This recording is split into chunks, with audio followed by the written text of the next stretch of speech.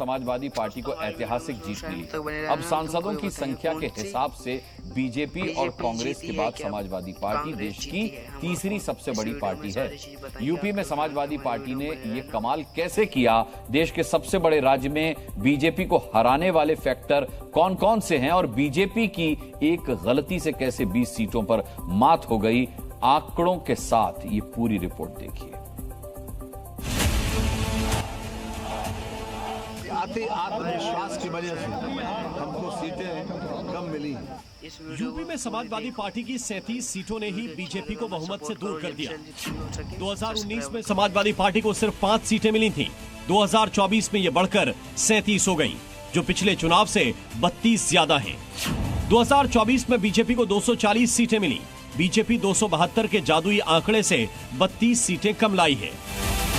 Samajwadi party की जीत BJP को बहुत महंगी पड़ी।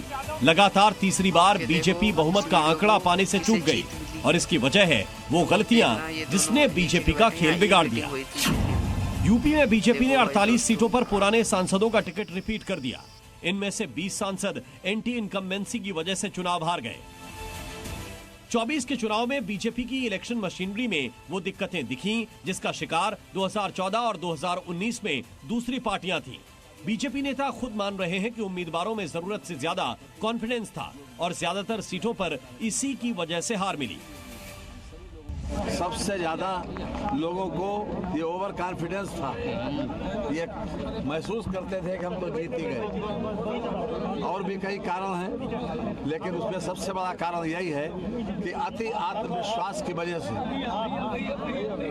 ये संघ की बेरुखी ने बीजेपी के वोटों पर बड़ा असर डाला। पिछले 2 चुनावों में संघ ने बीजेपी उम्मीदवारों को जिताने के लिए पूरी ताकत झोंकी, पर इस बार उम्मीदवारों को टिकट देने में राय न लेने के बाद संघ ने दूरी बना ली, जिसका असर प्रचार से लेकर वोटिंग तक नजर आया। यही वजह है कि 400 पार का नारा दिए जाने के बाद बीजेपी बहुमत पाने से पीछे रह गई। बीजेपी के उलट अखिलेश यादव ने 2022 विधानसभा चुनाव के बाद ही अपनी रणनीति में बदलाव कर दिया। अखिलेश लगातार पिछड़ा, दलित, अल्पसंख्यक यानी पीडीए का मुद्दा उठाते रहे। पीडीए के हिसाब से टिकटों का बंटवारा हुआ। आखिरी वक्त में प्रत्याशी भी बदले गए। अखिलेश ने यादव मुस्लिम की बजाय दूसरी जातियों पर फोकस किया। यूपी में समाजवादी पार्टी ने सिर्फ 5 सीटों पर यादव और 4 सीटों पर मुस्लिम उम्मीदवारों को टिकट दिया। कुल मिलाकर 30 ओबीसी, 17 दलित, 7 सवर्ण प्रत्याशी उतारे गए।